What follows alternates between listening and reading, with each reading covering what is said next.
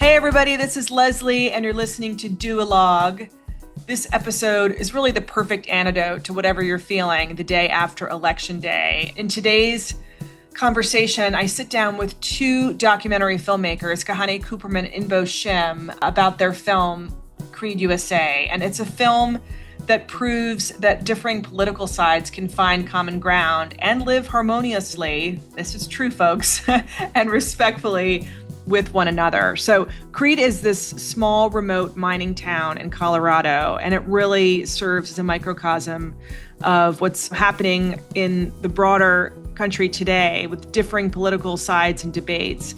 The town has this conservative mining families that have been there for generations, and then more progressive liberal theater people that come into town during the summer. Thousands come in the summer for their amazing repertory theater program.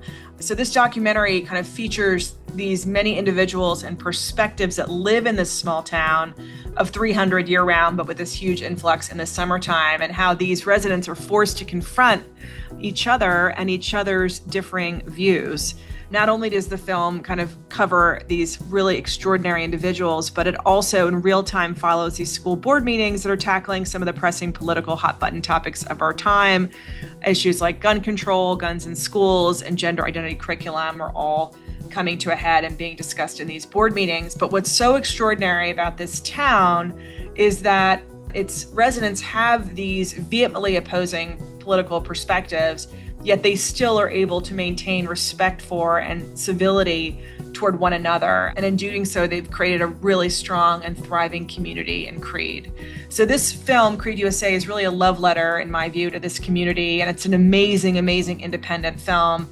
Both the story and its creators, Kahane and Innbo, are these two amazing female filmmakers behind the story.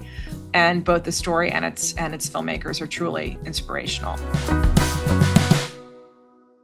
So Innbo, Kahane, I'm so happy to see you both and so happy to be having this conversation as we were connected through a mutual friend. And I believe my friend Sam is involved with an organization where she sees sort of films early on and said, you would love this, because I was really interested in having a conversation about how we as Americans can have more civil discourse around areas, of policy where we disagree.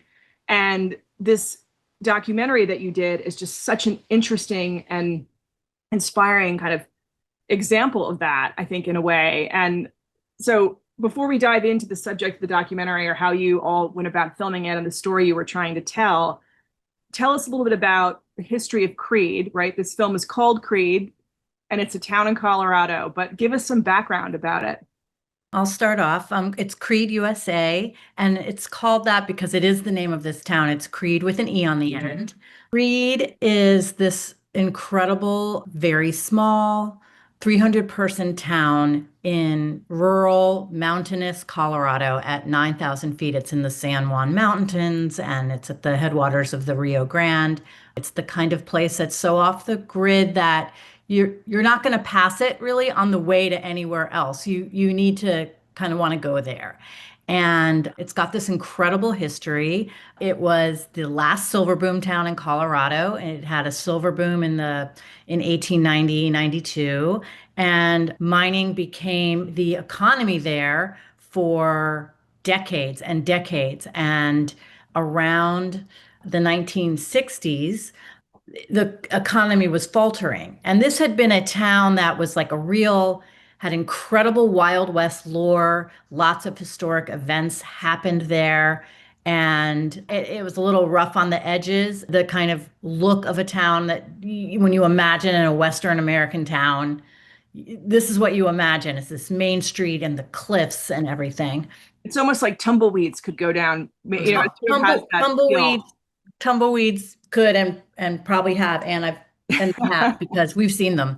But that being said, it's an incredibly charming and alluring town at this point in history. But back then, it was more rough around the edges. And by the 1960s, mining, which was really the main source of income for the whole community and the economy for the town, was really petering out. And so someone in the town, a preacher in the town, had an idea. And that idea, Wasn't it, honey, sorry to interrupt you, wasn't it like at a Chamber of Commerce meeting or something, they thought they made this decision, right? That they have to come up with, it was the JCs, which is the Junior Chamber of Commerce. It was made okay. up of a group of all minors. And the preacher in the town approached them and said, I have a great idea. This was 1966. I have a great idea. Let's have a theater company here. And the miners were like, what are you talking about? He said, we can get college students to come in. It'll be a great opportunity for them and they can start it up. Well, there was resistance. That was something different. Most of the miners, the JCs, weren't that interested, but luckily the president of the JCs, a miner himself, Paul Dunkel, said, let's give it a try. If it doesn't work, it doesn't work, but let's try it. So It's they almost like a real life Waiting for Guffman, like that Christopher Guest, right? Like they're like, what Yeah, do a we lot of do? How do people are we making that comparison. yeah. The theater itself is not waiting for Guffman at all, but the bottom line is they did they put up notices around universities and colleges in the area, only got one response from the University of Kansas, an 18-year-old in the theater department. And he and his 19-year-old buddy drove to Creede, said, we could start a summer theater for you. And they all shook hands, and thus was the very, very beginning of the Creede Repertory Theater. 60 years later, that theater still exists in this town, which holds very tightly to its mining heritage, its traditions.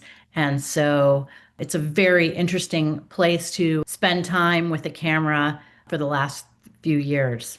Oh my God. So I mean, here it's like you mentioned, you kind of described the town and its history, its economic history as being a mining town, but the setting of it, it's as you described, it's this old Western town, and then it's got this kind of striking mountain like sort of in it, right? So it's incredible backdrop. And then, they have this economic sort of downturn because I think the last mine, maybe the last mine closed maybe in the 80s, but most of the mines were closing. They had nothing was really happening. And then I love it that this college kid's like, I can do this. So it started right as a summer, as just sort of these kids coming in the summer. And then you mentioned it's 60 years later, it's expanded to now, right? Sort of talk about Creed Repertory Theater. the And it's, evolution of this incredible theater. yeah, it's the Creed Repertory Theater now. It's been there for 60 years. And I think when the theater first came and it actually was really quality stuff and stayed, I think, it did help with the town's economy. It's one of the factors that I think helped keep it alive. But, what the town didn't anticipate was that with a theater comes theater people. Yeah. And that's And that's that's hence where this is things where the get story begins. interesting. Right, exactly. Yeah. So tell us about those. So they start in the summer and then it becomes, right, there's a big influx of people coming, and that's been the tradition, I think, for the past 60 years. And then, but there are also full-time people that run the theater. They're there throughout the year. And you mentioned sort of this, with the theater comes theater people. How did you both, Innbo, how did you and Kahane sort of discover Creede USA and know that you were just so interested in kind of exploring the juxtaposition of these two worlds kind of coming together in this Wild West town? The way I first learned about Creed was that I read an article in the New York Times about the theater company itself. And I have a bit of a theater background from my college days, so I was curious. It also came with these really beautiful, like striking photographs that almost didn't, they almost like the images I was seeing almost didn't go together in a way. Yeah. And I read about the theater and I just was curious, how does a theater company work? And really my initial question was, how does a theater company survive for this long in such a remote place, in such a small town? And that was really interesting to me. But it was also August of 2021, as I mentioned. And because I gleaned from the article that this was a pretty conservative town, and I know generally theaters don't skew more progressive, I also wondered how that dynamic worked. And it resonated personally because I was existing in a bit of a bubble myself and realizing that I didn't have the opportunity and I wasn't engaging with people who I had differing opinions from. And that just didn't feel right. So this town just became interesting to me to explore, and to find out how do they make it work in this town, if they do. So I went there by myself a couple of times after initially reaching out to the artistic director, John D'Antonio of Creede Repertory Theater. You fly to Denver, you drive 5 hours. It's in the middle of nowhere. I was an outsider for sure, but I met with some people. They introduced me to the next person, who introduced me to the next person. And very quickly, I was having incredible conversations with the very people that I found it very easy to otherize in Right. my bubble. And it was so illuminating and heartwarming and interesting. And I just was like, how do the people in this town make it work for themselves, given that they have these incredibly different points of view, but they have to live together. And so that's kind of the starting point of exploring this town.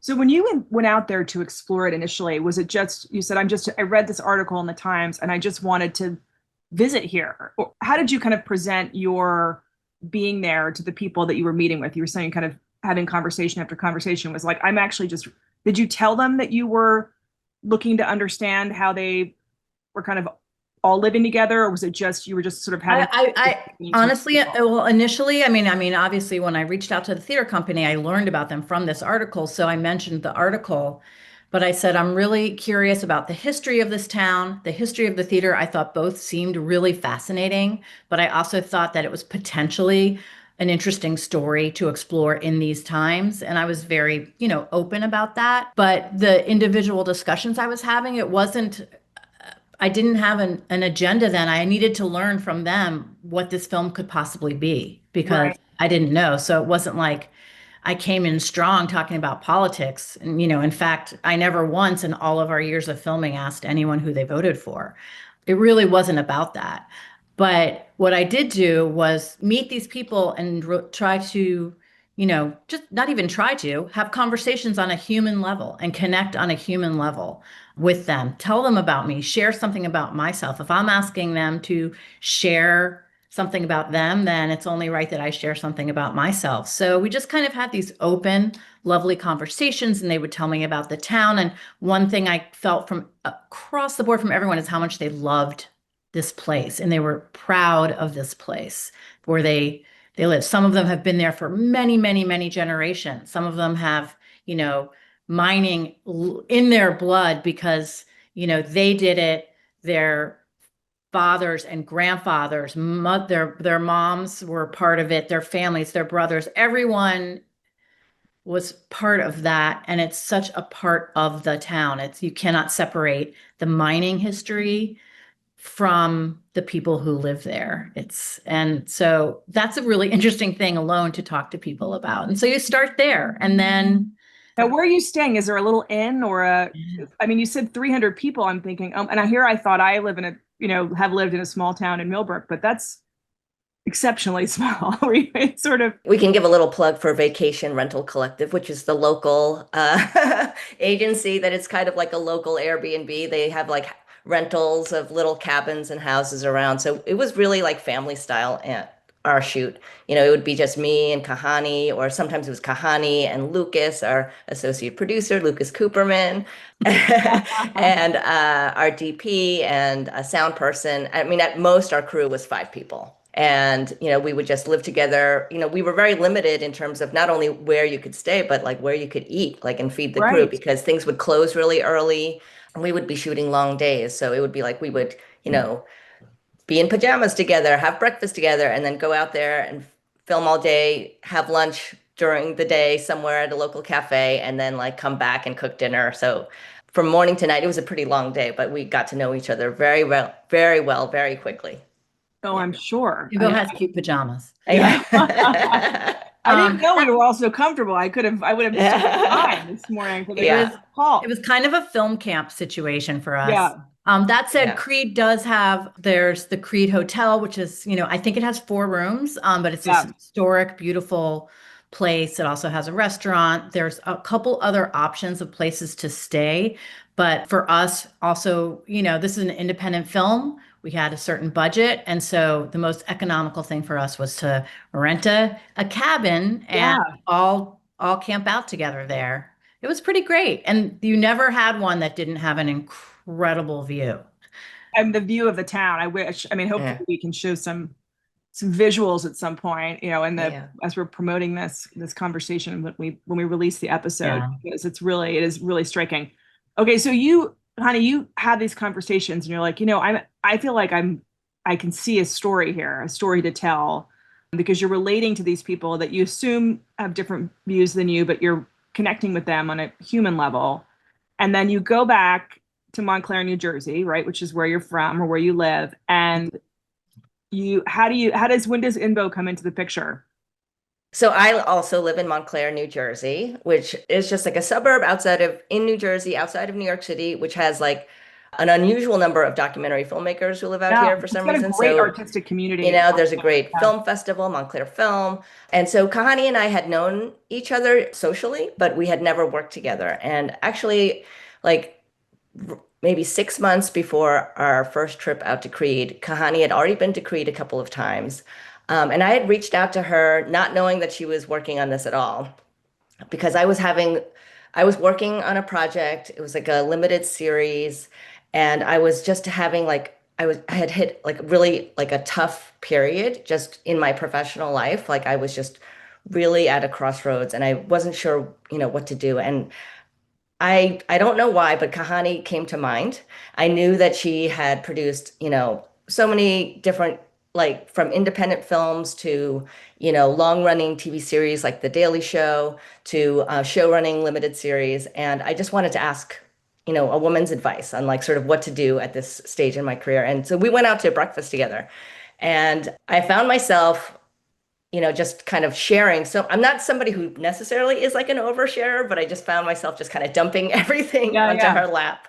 And she was so empathetic. So, I mean, she listened to me so deeply and really just provided such just thoughtful, but like really humble, like advice. And I just like, we had this instant connection there. But also, she was starting to work on this project. And as she was telling me about it, I was like, I can't even imagine a better person to tell this story just from the way that she had a conversation with me and the way she listened to me. And I felt like she was truly empathetically listening. I was like, wow, I can see why Kahane makes documentaries because, and I saw that like come to fruition, like as we were in the field together, like the way she talks to people. I mean, it's really like human to human first. It's listening first. And it's also like, leave your judgment or prejudgments or any sort of like preconceived notions at the door because it's really about leaning into curiosity.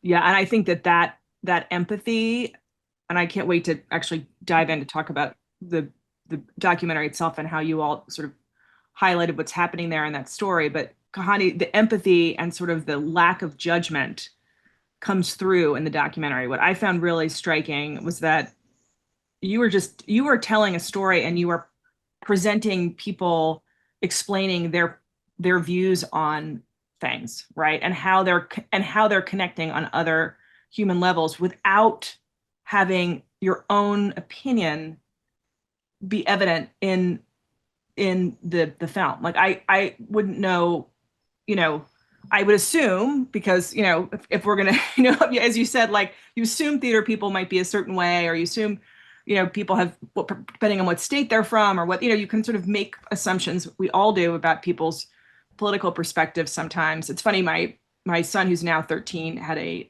paper route when he was 8, and he couldn't drive, and we were in Rhode Island, and so we would get up and there were people who said, I don't want anyone knowing what newspapers I'm reading. Like if people were reading the New York Post, they didn't want people knowing it. The people that were reading just the Times didn't want people knowing it. I thought, have we really gotten here? Is this really where we are? Anyway, I kind of went off piece there a bit, but you're not going into it with an agenda, I guess, to promote one particular perspective over another. You just are really sort of telling a story about how people are able to live respectfully and have discourse, to share their views in a respectful way and live together in a super tiny community without being divided. Well, thank you. I do think that, I didn't have an agenda making this film, but I did have a very strong point of view. I think if I had had an agenda or if my goal had been to change people's minds, one, it's just not what I was interested in telling the story of Creed, but also I think in a 300 person town where your relationships are absolutely everything, if people had ever gotten a whiff that I was going to, you know, come down hard with a hammer on a certain Right. one way's right and one way's wrong, I would not have gotten all the yeses that I got, the welcomes, and had the substantive conversations that we were able to have. So, it was imperative really to keep any of my own unconscious bias out of the picture. Yeah. That being said, like, every single person surprised us. It is, you can't, as a human being, you make assumptions when you first see someone. Everyone does. And every single person across the board surprised us along the way. And that was a really important thing to just on a human level for myself. And probably Innbo too, like that. I mean, the cliche, you can't judge a book by its cover is, pretty true. And so, yeah, it was really nice to be surprised by really each of these individuals. And hopefully, when people see Creed USA, they will be as well and give their judgments a second thought before they start making them. I'm so excited about this episode's sponsor, returning sponsor, Cozy Earth. I love so many products from Cozy Earth. I'm not quite sure where to start. Their bamboo sheet sets give you the gift of better sleep. They are crafted from viscose from bamboo for a super soft feel that keeps you cozy without overheating. They're perfect for snuggling on those fall nights and waking up refreshed for the holiday mornings ahead. One of their other amazing products is their Bubble Cuddle blanket. This blanket is so beautiful, soft and luxurious. We have one and we absolutely love it. It's got that ultra soft faux fur feel. And as we all know, it's November and the holidays are going to be here before we know it. The Bubble Cuddle blanket or their amazing sheet sets are great gifts. I also have several pairs of their luxurious pajamas that are terrific presents for everyone from your mother-in-law to your best friend to your teenage daughter or to yourself. I mean, I had one on 2 nights ago on a Sunday and I spent the whole day in them. I mean, they're those kind of pajamas. So Black Friday has come early at Cozy Earth, and right now you can stack my code DUALOG at checkout, and with their site-wide sale, you can get up to 40% off. So run and don't walk to CozyEarth.com to take advantage of this amazing sale and all their incredible products, and don't forget to use the code DUALOG at checkout for that additional percentage off. Wrap the ones you love in luxury with Cozy Earth. So Connie, you say to Innbo, why don't you come work with me on this film? Or you told her what you were working on, and she said, that's fascinating. I want to be a part of this because, as you said, Innbo, you feel like you knew Kahane was going to tell this story in a way that, was allowing people to, for her to be relating to them and empathetic towards them, even if she disagreed perhaps personally with their perspective. When you got out there, you didn't necessarily know exactly how you were going to tell it or what the story arc or framework was going to be. Yeah. Tell us kind of how you stumbled upon that. And I think it was the school board, right? Sort of giving you a framework. The school board ended up being the place where these these points of view come together and have this incredibly compelling discourse. But we didn't know we were going to get that. We were well into shooting and filming and spending time there before that ever even became an option. But just if you don't mind backing up just one bit, because I just want to talk about who you partner up with on a film is everything. And so I just want to just say for Innbo, I also had a lot of takeaway from that very meaningful conversation. I appreciated that Innbo admitted like needing some advice. And then as we were talking, because we hadn't worked together and we did know each other socially, but not that well, I just started having a feeling, and also by reputation, I knew that Innbo was great, but you can't make a film without like an incredible producer. I am so lucky that I have that in Innbo. Innbo is a creative producer, also really buttoned up and just, was gave very important perspective also as, we were making this film along the way. So Yeah. I just want to say, like, it was a real partnership and really important as we were making our way through figuring out what this film was. You Yeah. know, I feel like I could deliver you to the school board, like just kind of framing one thing that I forgot to mention before, and that is one of the many things that fascinated me was this annual cycle that this town kind of lives through every year. Like, it's a town of around 300 people year round, but for 5 to 6 months of every year, another 80 to 100 people arrive in town. And these are people who are from all over the country. This is, first of all, this is a 97% white town, largely conservative families, mining families, ranching families, people who have lived here and really become this like symbiotic community that really depends on each other. And then almost 100 people come in for 6 months every year, people of color, people from across the LGBTQ spectrum, people from cities, people from coasts, all over the country. They literally descend upon this town. The theater provides housing for their actors, their crew, their, stage crew, their directors. And and this has been going on for 60 years, and through those 60 years, it's become progressively more diverse, in terms of like who's coming to this town. So, for me, like this is an ongoing social experiment that's been happening and unfolding over time. And I was just so fascinated by like how does that work and what are the tensions and what are also the things that have like kind of how have people kind of grown towards each other, not just turned each other off. Yeah. So I think, when we started filming, it was at first we were talking a lot about this annual cycle and kind of like charting like, Right. a year or a couple of years of this town and kind of like living through those rhythms. But then, we weren't searching for it, but this opportunity came up with the school board. And Kahani, maybe you can talk a little bit about how that came about. yeah. So, we always knew that like Creede has this incredibly fascinating history itself. It's a Wild West kind of history. The mining's incredible. And then you have this theater company, which also has an incredible history. It's very connected to the town, but it's also its own story. And in the Venn diagram of those things, it's like that little middle section that we knew was kind of going to be the meat of the film. It's like where these blend, where they come together. But Where they we didn't, intersect, right? These two yeah, worlds. exactly, Yeah. where they intersect. Like, but we didn't know where is that going to be. Like, this is a town with no stoplight, one gas station, one grocery store, and you can't have a cameras going everywhere 24/7. We just had one camera, and we're in and out of the town over the course of years, and we just didn't know where we were going to find those conversations happening.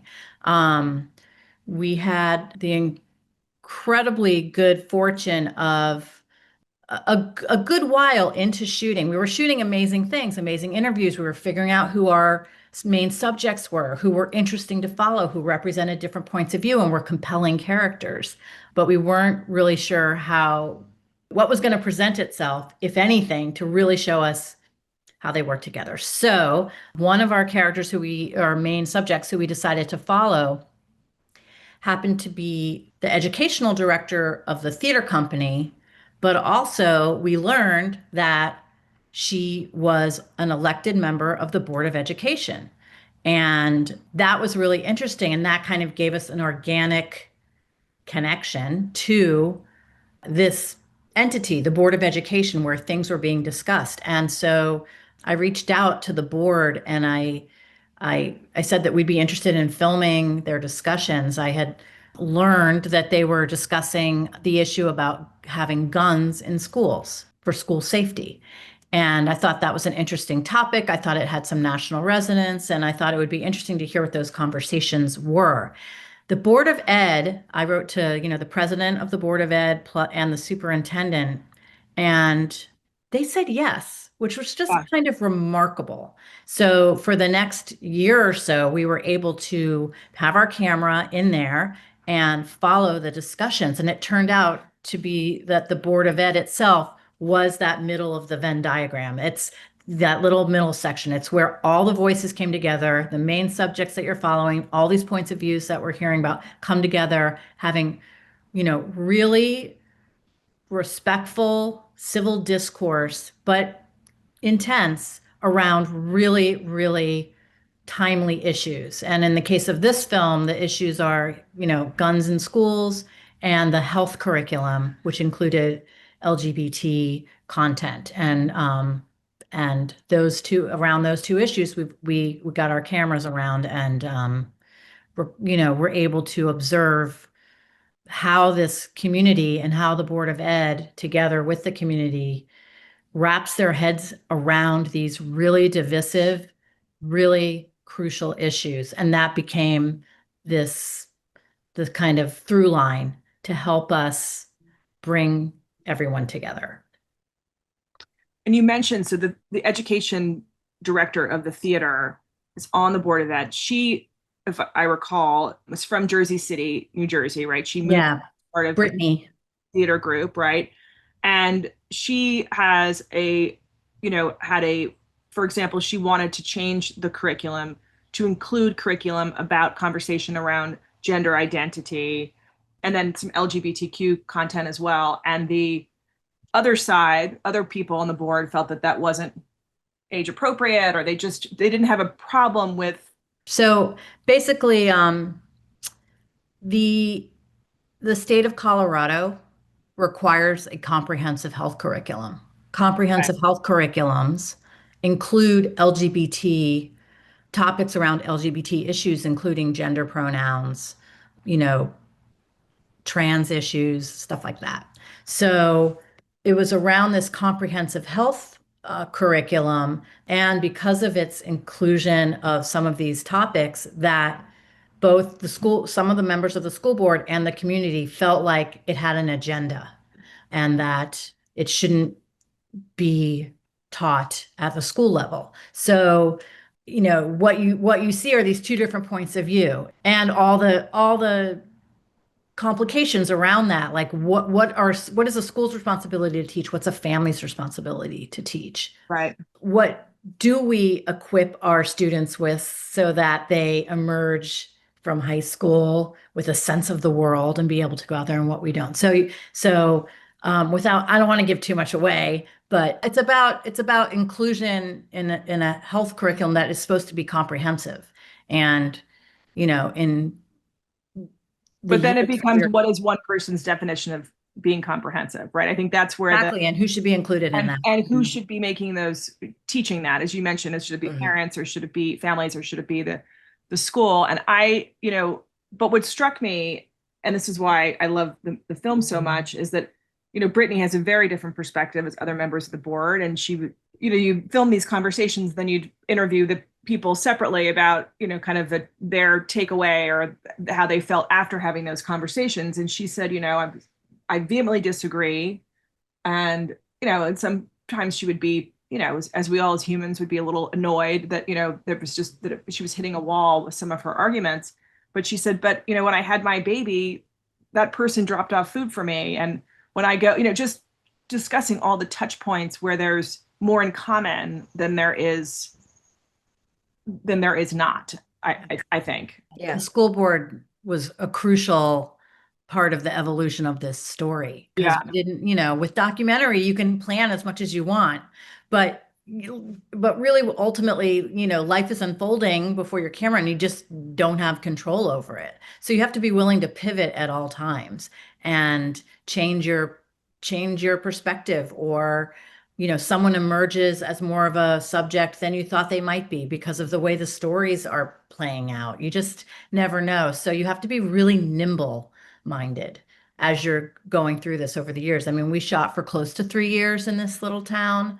And did you see any change of opinion based on, people living together and having that close contact where, you talk about that sort of center in the Venn diagram, they're having more contact, and did it change people's perspective because they're having more of those conversations, on each side, over the course of that time period. Yeah, I mean, I think that, one of the things, I mean, this kind of might veer into spoiler. So without going into that, we do know because we've shared the film privately with all the main participants of the film Yeah. have watched through a private link. I can answer the question in two ways. One is it's not so much seeing people evolve in this 3-year period that we saw, but I do think that we saw these relationships play out. And afterwards, we know from everyone watching the film, people have reached out to each other and said, like, you know, I'm so glad you joined the Board of Education, and, despite the fact that we did not always agree, like, I have so much respect for you. I mean, there's this kind of like full circle thing that happens in these relationships where people have conflicts and they still come to the table with respect and they talk it out like honestly and still can walk away and like shake hands. I mean, and that's something it's remarkable that that's remarkable now, like that we are kind of like stunned that this can still happen. I do think that, Creed is such an amazing microcosm of our world that you see the way things change over time in a very clear way that it's harder to see in like, kind of the history of the world at large. You see the impact of people having to speak to each other face to face, having like real interactions and engagement to survive as a community, and also what it takes for someone to change their opinion over time. It's like you think of Ramona, the owner of, Mountain Man Beaver Emporium. I think I got that right. Wild Beaver Mountain Man Emporium. I always forget Talk one of about them. Mountain Beaver Emporium. I don't. Is that the story? Are there stuffed beavers? Are there beaver beaver? There's all kinds of animal furs and Yeah, stuff in love there. that. No, it's a great store. Yeah. Yeah. But, through her story about her Yeah, family, like how she's you know, a county commissioner. She is, a conservative woman who's lived in Creede, most of her life. And she talks about her family and like she has one of each, a liberal and a conservative as, yeah. son and daughter and like how that works out. And, her daughter married a black man. He's one of the very few black men in town and how that's impacted her life. So you see like through these stories that we're just kind of getting to know these people, how they've changed over time and how this interaction in this town is so key to that. It's very interesting. I mentioned to you, I think when we've spoken before, that I lived in this small town, Millbrook. I was a town councilwoman before I moved to Nashville. And, we have, I don't know, 4,500 or so residents here. And it is a small town. And we get an influx, sort of similar to Creede, we get an influx of New Yorkers on weekends. And in the summer, it's a kind of a weekend sort of community. And so we too have kind of these tensions of perspective sometimes.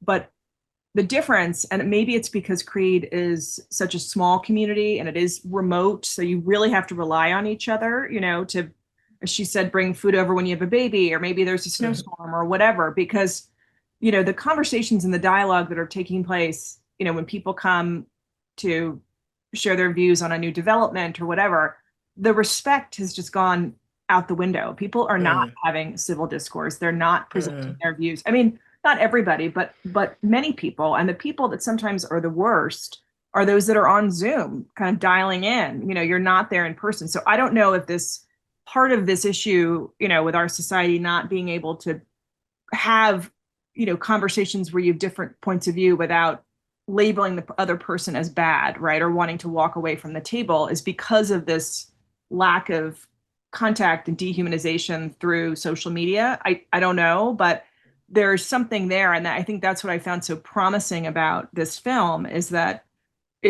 sort of looking at it with the eye of like, what are they doing that's so right there that and maybe it's the size, maybe it's, I don't know what it is, but they are able to have those conversations and still totally disagree when they walk out the door with the other person, but not label the other person as bad, not, no longer visit their diner or their store. They just sort of move past it and try to identify those areas where there's common humanity as opposed to difference.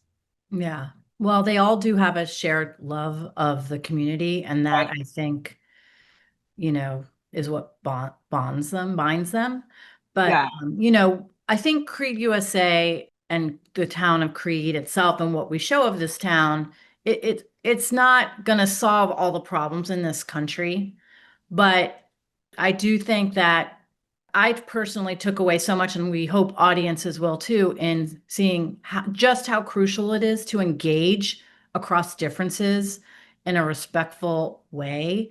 If we don't talk to each other, we're doomed, is Yeah. what I think. And so I am forever grateful and respectful to the people in Creed for allowing us to spend time in their town, film these meetings, film them in their homes, in the theater, give us their perspective on things, because they do offer some hope and they show a way to at least take one step, which is Yeah. talk to each other and listen to each other. And, as Imbo said earlier, like, that shouldn't be remarkable, but these days it actually seems to Yeah. be. It's a novelty talking to people who aren't in your bubble, if you live in one. Like, I have for much of my adult life, really. So I feel like there's a lot to take away from Creed, and hopefully, even you don't have to live in a small town for that to, I think, hopefully impact you, because there's people who are having these kind of issues at their own dining room table, Yeah. and no matter whether you live in a city or a suburb or a small town, or we're a coast or in the middle or whatever, these issues are everywhere, and how we engage and talk to each other is absolutely crucial. And I'm so grateful to the community of Creed that they allowed us to witness it, and that we get the opportunity to share it through Creed USA, and hopefully make people think about how they're engaging with their fellow humans. Maybe the residents of Creed should write a manual for Thanksgiving dinner. Oh my gosh. How they- Yeah. But was there something specific? I mean, you sort of touched upon a lot of these points, Kahane, but I don't know, Innbo, for you, like your takeaway about,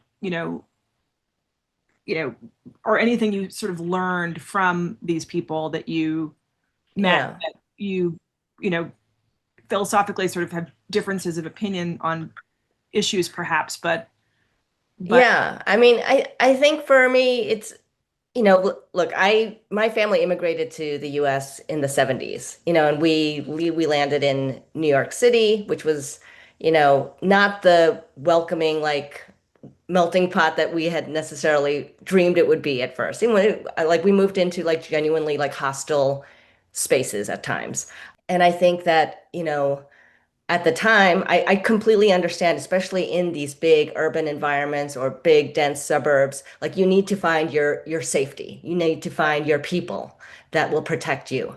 And so I think what I've learned from Creed is like what a small town can teach us about that, because I think in these bigger anonymous spaces where you feel threatened, where you really do feel unsafe, like, finding community is so key to that. And so, when I was old enough to choose where I could live, I always like went to very diverse, very progressive communities because that's where I felt safe. right. But I think the downside to that is that you start like just kind of overprotecting yourself in a way, and you start never having difficult conversations.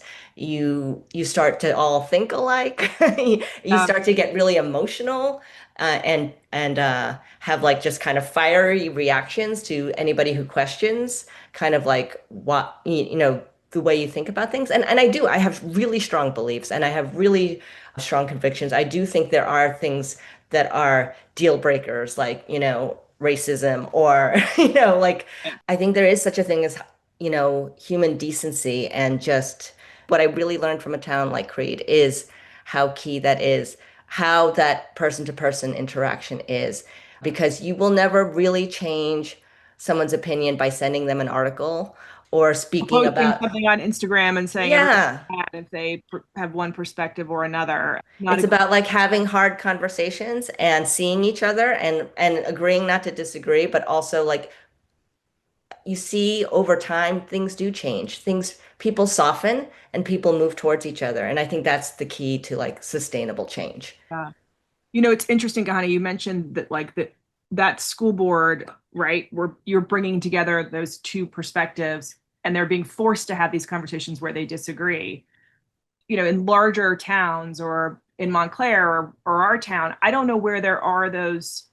I guess maybe at our town council meeting, actually, like about development, there are very specific perspectives on growth versus, being very, environmental protections and things like that. There was a lot of kind of, there were some different perspectives there coming to a head. But I think that is the difficult piece. And without getting political, which I think I am probably making this statement, but I think that universities and colleges used to be one of those places where people would come and have, that was the whole idea, right? Having people come with different perspectives and from different places and be able to have, I don't know if the creed conversation is being had at all of our colleges and universities, meaning where they're encouraging discourse of different points of view. But I think that probably was the other place. And what's exciting about Creed is that because of its size, perhaps, and because of the theater, but because everybody in that community has to work together, right? This woman that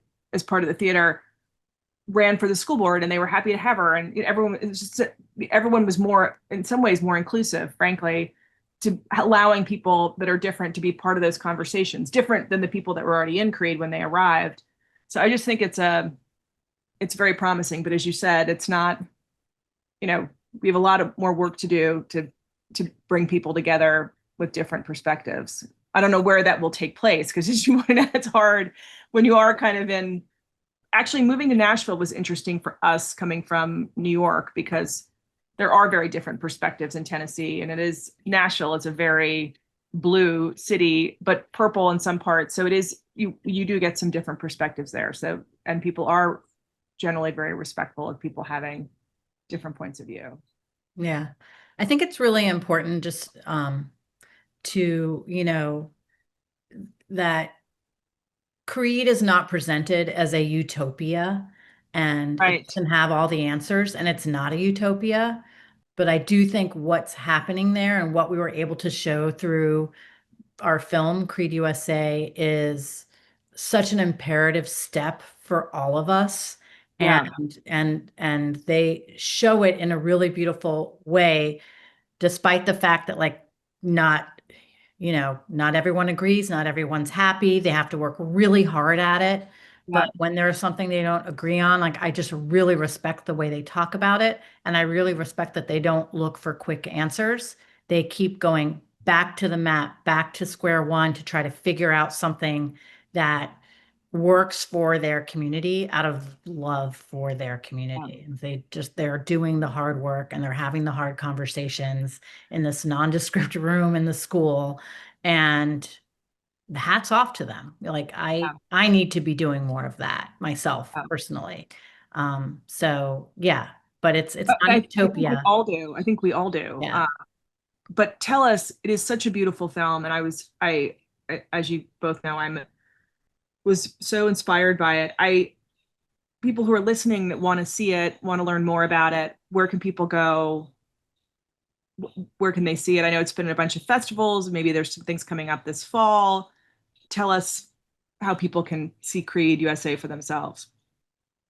Yeah, we are having a great film festival run right now. We had our world premiere at the South by Southwest Film Festival in March, and we've been to a bunch of festivals since then. And we have some great festivals coming up that we're not allowed to announce just yet, but people can follow us on Instagram at Creed USA Film, and also find us on Facebook at Creed USA Film. As soon as we can announce, all of the announcements will be those social media handles.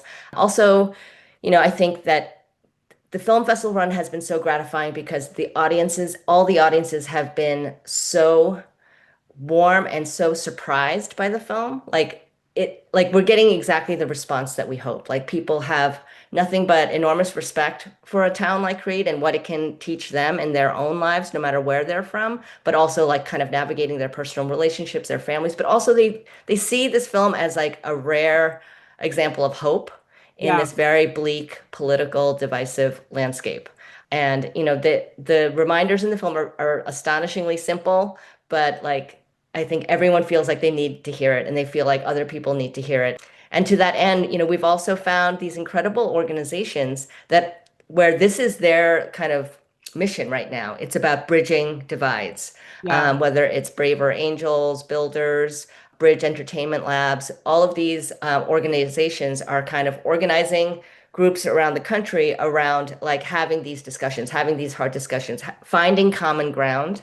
Yeah. When right now it's just this completely like polarized battle of flip-flopping, with every, we just have whiplash depending on like who's in power. And I feel Yeah. like people are just really exhausted by that. Yeah. I also just want to say, with Creede USA, it's not just about these kind of big and heavy issues. You also get to spend time as a viewer in this town, which is an incredible place, with the theater company, with the residents of the town, at the mining competition, in the mountains. And it's just all the charms of a small town are woven throughout, as are these school board meetings, but you really get to meet some incredible people and quite a few animals along the way who pop into frame.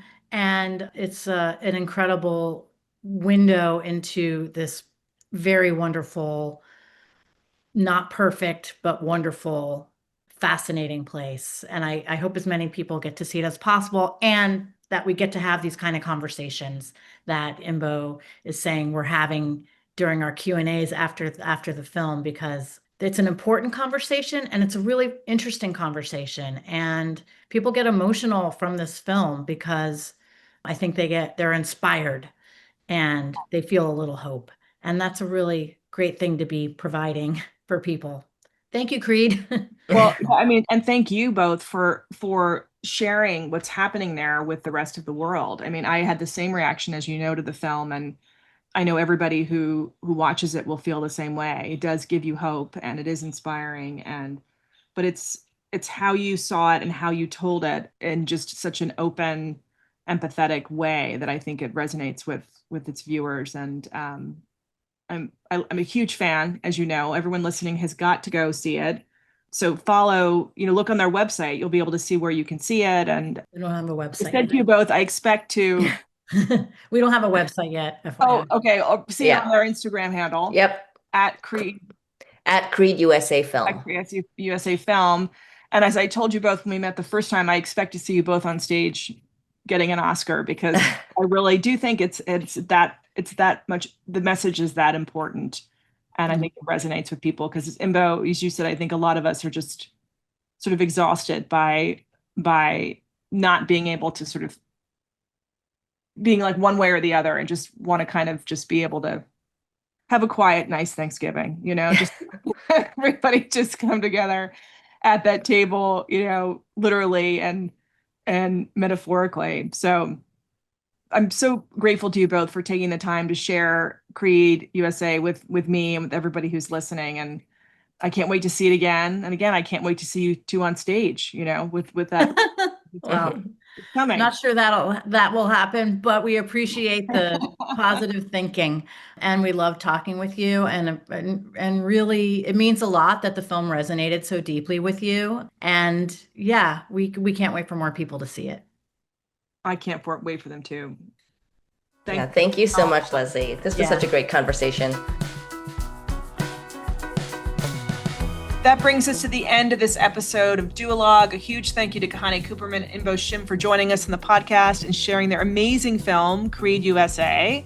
Don't forget to follow them on Instagram at Creede USA Film to get showtimes for when this amazing film is screening at a festival or theater near you.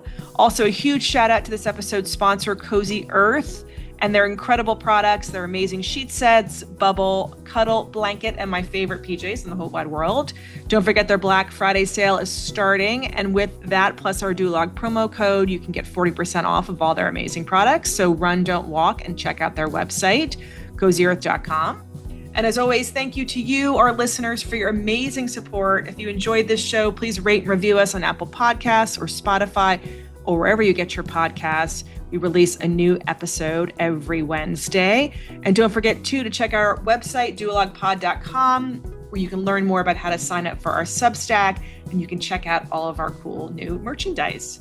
So until next Wednesday, this is Leslie, and thank you for listening to Duolog.